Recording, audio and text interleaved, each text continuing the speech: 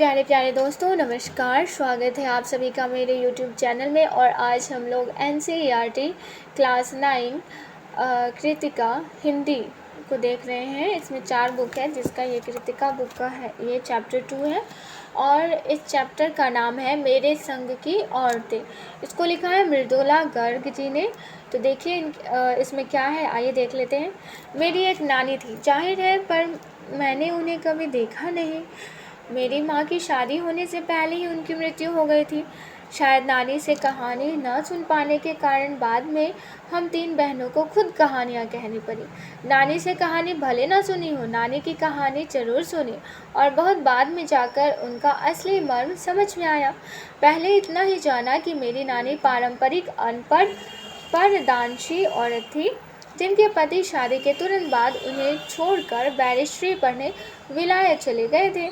Cambridge विश्वविद्यालय से degree लेकर जब वे लौटे और विलायती रीति रिवाज के संग जिंदगी बसर करने लगे, तो नानी के अपने रहन सहन पर उसका कोई असर नहीं पड़ा। न उन्होंने अपने किसी इच्छा आकांक्षा या पसंद नापसंद का इजहार पति पर कभी किया। पर जब कम उम्र में नानी ने खुद को मौत के करीब पाया, तो 15 वर्षीय इकलौती बेटी मेरी माँ की शादी की फिक्र ने इतना डराया कि वे एकदम मुंह जोर हो उठी। नाना से उन्होंने कहा कि वे पर्दे का लिहाज छोड़कर उनके दोस्त स्वतंत्रता सेनानी प्यारेलाल शर्मा से मिलना चाहती है।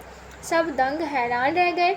जिस पर्दानशी औरत ने पराए मर्द से क्या खुद अपने मर्द से मुंह खोलकर बात नहीं की थी, आखिर वक्त में अजनबी से क्या कहना चाह सकती है। पर नाना ने वक्त की कमी और मौके की नजाकत की लाज रखी। सवाल जवाब में वक्त बर्बाद करने के बजाय फौरन जाकर दोस्त को लिवा लाए और बीवी के हुजूर में पेश कर दिए। अब जो नानी ने कहा वो और भी हैरत अंगेज था। उन्होंने कहा, वचन दीजिए कि मेरी लड़की के लिए वर आप तय करेंगे। मेरे पति तो साहब है और मैं नहीं चाहती मेरी बेटी की शादी साहबों के फरमाबरदार से हो।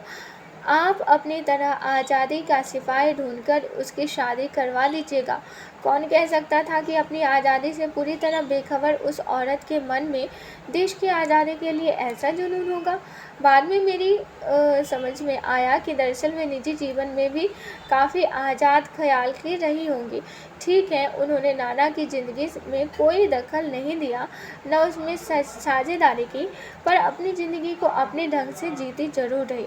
पारंपरिक घरेलू उबाऊ और खामोश ज़िंदगी जीने में आज के हिसाब से क्रांतिकारी चाहे कुछ न रहा हो, दूसरे की तरह जीने के लिए मजबूर न होने में असली आज़ादी कुछ ज़्यादा ही थी। खैर, इस तरह मेरी माँ की शादी ऐसे पढ़े लिखे होनहार लड़के से हुई जिसे आज़ादी के आंदोलन में हिस्सा लेने के अपराध में ICS के इम्तिहान में बैठने से रोक दिया गया था और जिसकी जेब में पुश्तैनी पैसा धेला एक नहीं था। माँ बेचारी अपनी माँ और गांधी जी के सिद्धांतों के चक्कर में सादा जीवन जीने और उच्च ख्याल रखने पर मजबूर हुई। हाल उनका यह था कि खादी की साड़ी उन्हें इतनी भारी लगती थी कि कमर चनका खा जाती। रात रात भर जागकर वे उसे पहनने का अभ्यास करती, जिससे दिन में शर्मिंदगी न उठानी पड़े। वे कुछ ऐसी नाजुक थी कि उन्हें देखकर उनकी सास यानी मेरी दादी ने कहा, हमारी बहू तो ऐसी है कि कोई धोई पोछी और छीके पर टांग दी। गनीमत यही थी कि किसी ने उन्हें छीके पर से उतारने की पेशकश नहीं की।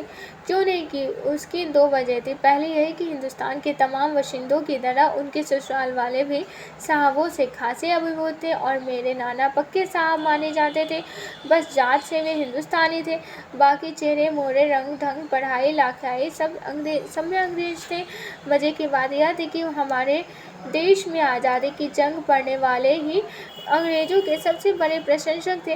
गांधी, नेहरू हो या मेरे पिताजी के घर वाले, भले लड़का आज़ादी की लड़ाई लड़ रहे थे, जेब खाली और शोहरत से करता रहे, दबदबा उसके साहबी ससुर का ही था।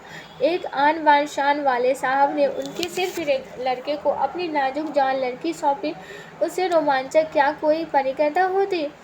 नानी की सनक भरी आखिरी ख्वाहिश और नाना की रजामंदी वे रोमांचक उपकथाएं थीं जो कहानी के तिलमिल को और गाढ़ा बना चुकी थी। दूसरी वजह माँ की अपनी शख्सियत थी। उनमें खूबसूरती, नजाकत और गैर दुनियादारी के साथ ईमानदारी और निष्पक्षता कुछ इस तरह घुली मिली थी कि वे परिजात से कम जादुई नहीं मालूम पड़ती थी। उनसे ठोस काम करवाने की कोई सोच भी नहीं सकता था। हाँ, हर ठोस और हवाई काम के लिए उनकी ज़बानी राय ज़रूर मांगी जाती थी और पत्थर की लकीर की तरह निभाई भी जाती थी। मैंने अपनी दादी को कई बार कहते सुना था, हम साथी पे हल न जुतवाया करते, हम पे बैल है। बचपन में ही मुझे इस जुमले का भावार्थ समझ में आ गया था, जब देखा था कि हम बच्चों की ममतालु परवरिश के मामले में माँ के सिवा घर के सभी प्राणी मुस्तैद रहते थे। दादी और उनकी जिठानियाँ ही नहीं, खुद मर्दजात पिताजी भी। पर ठोस काम न करने का यह मतलब नहीं था कि माँ को आज़ादी का जुनून कम था। वह भरपूर था और अपने तरीके से वे उसे भरपूर निभाती रहती थी। जाहिर है कि जब जुनून आज़ादी का हो तो उसे निभाना भी आज़ादी से चाहिए, जिस तिस से पूछकर, उसके तरीके से नहीं, खुद अपने तरीके से। हमने अपनी माँ को कभी भारतीय माँ जैसा नहीं पाया। ना उन्होंने कभी हमें लाड किया, ना हमारे लिए खाना पकाया और ना अच्छी पत्नी बहू होने की सीख दी। कुछ अपनी बीमारी के चलते भी वे घर बार नहीं संभाल पाती थी, पर उससे भी ज़्यादा हाथ उनकी और रुचि का था। उनका ज़्यादा वक्त किताबें पढ़ने में बीतता था, बाकी वक्त साहित्य चर्चा में या संगीत सुनने में, और वे ये सब बिस्तर पर लेटे लेटे किया करती थी। फिर भी जैसे मैंने पहले कहा था, हमारे परंपरागत दादा दादी या उनकी ससुराल के अन्य सदस्य उन्हें नाम धरते थे और न उनसे आम औरत की तरह होने की उपेक्षा रखते थे। उनमें सबकी इतनी श्रद्धा क्यों थी, जबकि वह पत्नी, माँ और बहू के किसी प्रचारित कर्तव्य का पालन नहीं करती थी? साहबी खानदान के रोग के अलावा मेरी समझ में दो कारण आए। वे कभी झूठ नहीं बोलती थी और वे एक की गोपनीय बात को दूसरे पर जाहिर नहीं होने देती थी। पहले के कारण उन्हें घरवालों का आदर मिला हुआ था, दूसरे के कारण बाहर वालों की दोस्ती। दोस्त वे हमारी भी थी। माँ की भूमिका हमारे पिता बखूबी निभा देते थे। मुझे याद है बचपन में भी हमारे घर में किसी की चिट्ठी आने पर कोई उससे यह नहीं पूछता था कि उसमें क्या लिखा है, भले वह एक बहन की दूसरी के नाम क्यों न हो, और माँ यह जानने को बेहाल हो कि बीमारी से वह उबरी या नहीं। छोटे से घर में 6 बच्चों के साथ सास ससुर आदि के रहते हुए भी हर व्यक्ति को अपना निजत्व बनाए रखने की छूट थी। इस निजत्व बनाए रखने की छूट का फ़ायदा उठाकर हम 3 बहनें और छोटा भाई लेखन के हवाले हो गए। लीक से खिसके अपने पूर्वजों में माँ और नानी ही रही होती तो गनीमत रहती, पर अपनी एक परदादी भी थी जिन्हें कतार से बाहर चलने का शौक था। उन्होंने व्रत ले रखा था कि अगर खुदा की फजल से उनके पास कभी 2 से ज़्यादा धोतियाँ हो जाएंगी तो वे तीसरी दान कर देंगी। जैन समाज में अपरिग्रह की सनक बिरादरी बाहर हरकत नहीं मानी जाती, इसलिए वहाँ तक तो ठीक था, पर उनका असली जलवा तब देखने को मिला जब मेरी माँ पहली बार गर्भवती हुई। मेरी परदादी ने मंदिर में जाकर मन्नत मांगी कि उनकी पुतोह का पहला बच्चा लड़की हो। यह गैर रवायती मन्नत मांगकर ही उन्हें चैन नहीं पड़ा। उसे भगवान और अपने बीच पेशीदा रखने के बजाय सरेआम उसका ऐलान कर दिया। लोगों के मुंह खुले के खुले रह गए। उनके फितूर की कोई वाजिब वजह ढूंढे ना मिली। यह भी नहीं कह सकते थे कि खानदान में पुश्तों से कन्या पैदा नहीं हुई थी, इसलिए माँ जी बेचारी कन्यादान के पुण्य के अभाव को पूरा करने के चक्कर में थी। क्योंकि पिताजी की ही नहीं, दादा जी की भी बहनें मौजूद थी। हाँ, पहला बच्चा हर बहू का बेटा होता रहा था। खैर, माँ जी ने अपनी तरफ से कोई सफाई नहीं दी, बल्कि बदस्तूर मंदिर जाकर मन्नत दोहराती रही। पूरा नुक्कड़ गांव जानता था कि माँ जी का भगवान के साथ सीधा साधा तार जुड़ा हुआ है, बेतार का तार। इधर वह तार खींचती, उधर टन से तथास्तु बजता। मेरी दादी तो पहली मर्तबा में ही तैयार हो गई थी कि गोद में खेलेगी तो पोती, पर माँ जी की आरजू किस कदर रंग लाएगी उसका उन्हें भी गुमान न रहा होगा। अनुग्रह मीन्स दया, संग्रह न करना, किसी से कुछ ग्रहण न करना, नियम से लड़के की गैर वाजिब जुस्तजू सुन भगवान कुछ ऐसी अफरा तफरी में आ गए कि एक न दो पूरी 5 कन्याएं एक के बाद एक धरती पर उतार दी। भगवान को क्या कहे, माँ जी के सामने तो नावी चोर भी अफरा तफरी में आ जाते थे। माँ जी और नावी चोर का किस्सा होश संभालने के बाद मैंने कई बार सुना था। चोर के दीदार की खुशनसीबी भी हाथ आई थी। हुआ यूँ था कि किसी शादी के सिलसिले में नुक्कड़ की हवेली में के तमाम मर्द बारात में दूसरे गांव गए हुए थे। औरतें सज धज कर रत जगह मना रही थी। नाच गाने और ढोलक की थाप के शोर में नावी चोर कब सेंध लगाकर हवेली में घुसा, किसी को खबर न हुई। पर चोर था बदकिस्मत कि जिस कमरे में घुसा उसमें माँ जी सोई हुई थी। औरतों की चोट से बचने को वे अपना कमरा छोड़ दूसरे में जा सोई थी। चोर बेचारा तमाम जुगराफिया दिमाग में बिठाकर उतरा था। उसे क्या पता था कि इतनी बड़ी बुरी पुरखीन जगह बदल लेगी। खैर, बुढ़ापे की नींद ठहरी। चोर के दबे पाँव की आहट से खुल गई।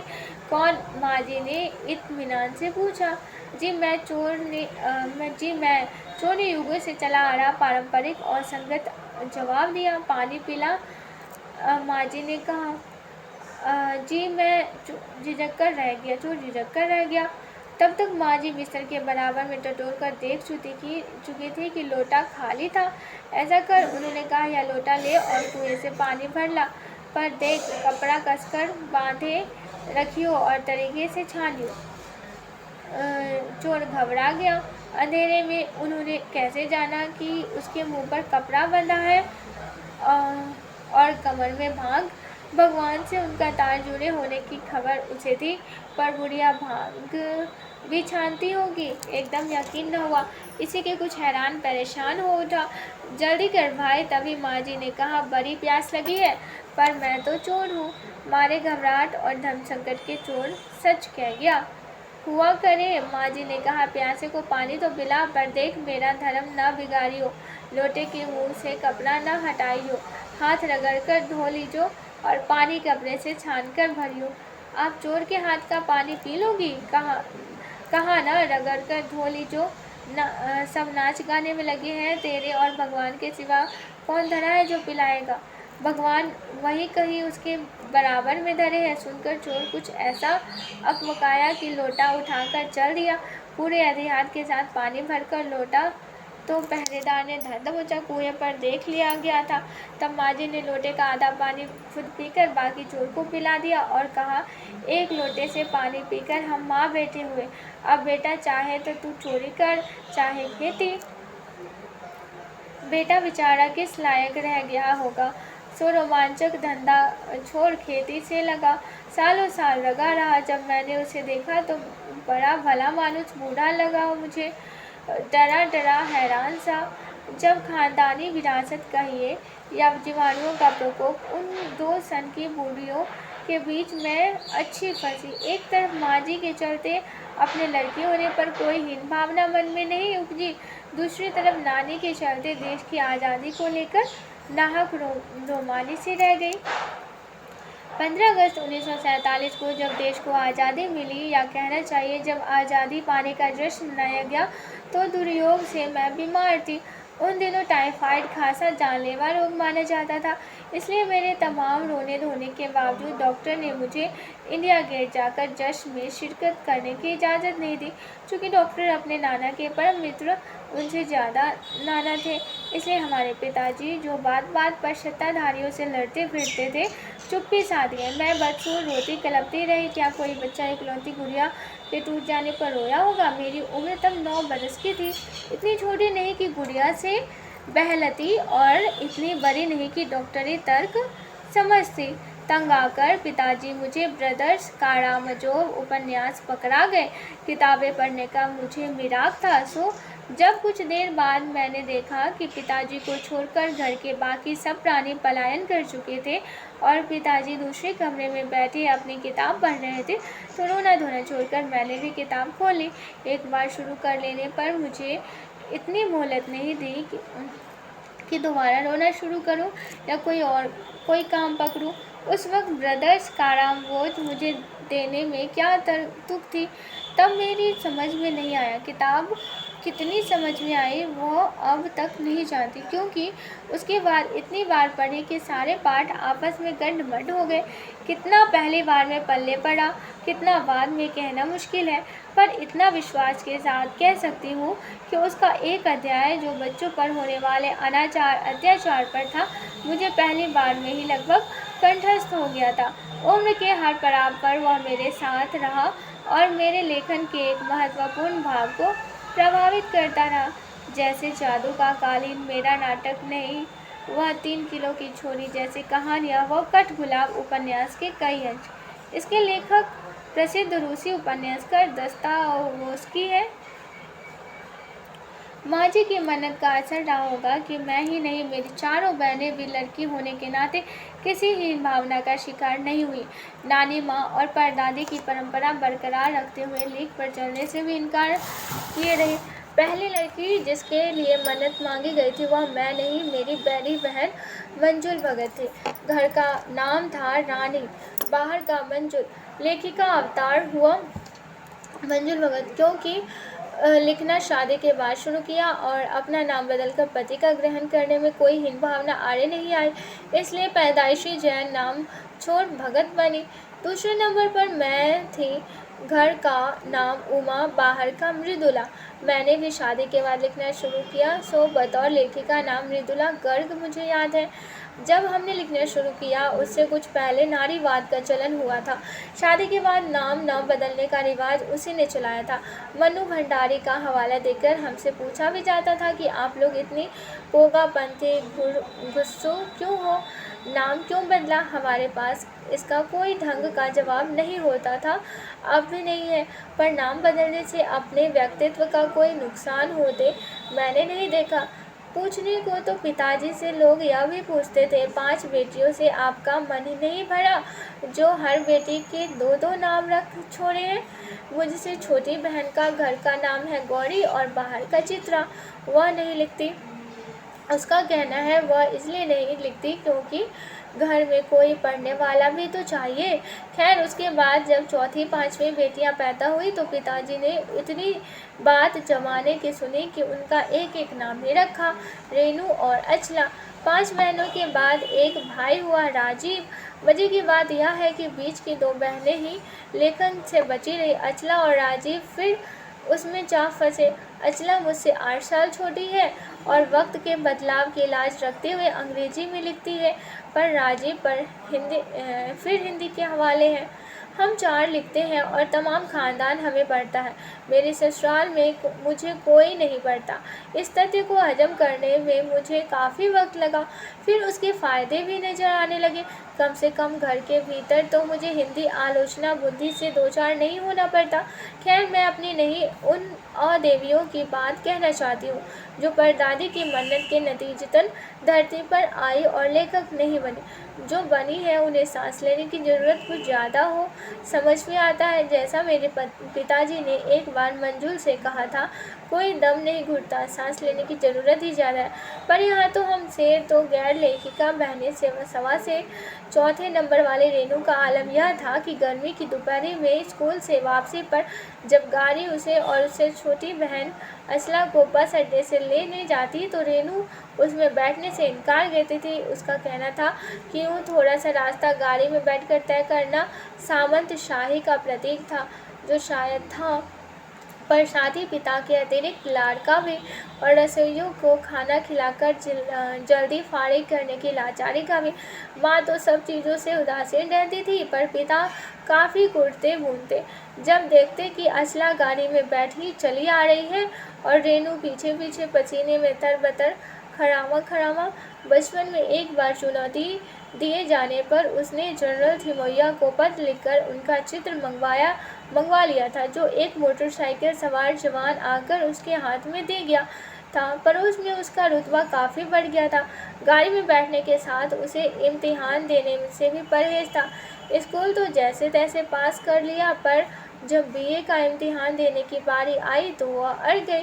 पहले मुझे समझाओ कि बीए करना क्यों ज़रूरी है, तब मैं इम्तिहान दूंगी। अगर मुझे यकीन आ गया कि हाँ कोई फ़ायदा है, वरना नहीं। हमने तरह तरह के तर्क दिए। माँ ने कहा पिताजी से पूछो। पिताजी ने कहा नौकरी कर पाओगी, शादी कर पाओगी, लोग इज्जत से देखेंगे, वगैरह वगैरह। कोई तर्क विश्वसनीय नहीं लगा, न रेणु को न खुद उन्हें। आखिर उन्होंने उसी कुतर्क का सहारा लिया जो युगों से माँ बाप के काम आता रहा है। कहा बीए करो क्योंकि मैं कह रहा हूँ करो। रेणु ने बीए कर तो लिया, पर सिर्फ पिता की खुशी के लिए, यानी पास होने लायक नंबर लाकर। सच बोलने में वह माँ से भी 2 कदम आगे है। गनीमत यह है कि आधा समय उसके सच सुनकर लोग सोचते हैं वो मजाक कर रही होगी, इसलिए बिना मेहनत वह लोगों को हंसाए रख लेती है। आज भी उसे कोई इत्र भेंट करता है तो वह कहती है नहीं चाहिए, मैं तो नहाती हूँ। तीसरे नंबर पर चित्रा है। वह कॉलेज पढ़ने तो जाती थी, पर खुद पढ़ने से ज़्यादा दिलचस्पी औरों को पढ़ाने में रखती थी, इसलिए इम्तिहान में उसकी अंक कम और उसके शागिर्दों के ज़्यादा आते थे। पर अपने यहाँ सब चलता था। उसकी शादी का वक्त आया तो उसने एक नज़र में लड़का पसंद करके ऐलान कर दिया कि शादी करेगी तो उसी से। मुश्किल यह थी कि हमारे माँ बाप ही नहीं, खुद लड़का भी उसके निर्णय से वाकिफ़ नहीं था। पर उसका कहना था वह जो सोच लेती है करके रहती है, तो उसकी शादी उसी लड़के से हुई। कोई मुश्किल पेश नहीं आती क्यों? उसने कहा मैंने पहली मुलाकात से ही उसे बतला दिया था कि मैं जो सोच लेती हूँ होकर रहता है, तो उसने बात आगे खींची ही नहीं। पहली मुलाकात में ही हथियार डाल दिए। हम में सबसे छोटी बहन अचला काफ़ी दिनों तक कुछ कम खिसकी मालूम पड़ती रहती। पिता का कहा मानकर पहले अर्थशास्त्र किया, फिर पत्रकारिता में दाखिला लिया, ढंग से पढ़ाई की, पास हुई, फिर पिता की पसंद से शादी भी कर ली, पर उसकी आगे लीक पर नहीं चल पाई। घर बार में मन ज़्यादा रुचा नहीं और मंजुल और मेरी तरह उम्र के 30 बरस पार करते ही लिखने का रोग लगा लिया। एक बात हम में एक सी रहे, घर बार को परंपरागत तरीके से हमने भले ना चलाया हो, उसे तोड़ा भी नहीं। शादी एक बार की और उसे कायम रखा, चाहे तलाक के कगार पर खड़ी चली हो, पर कगार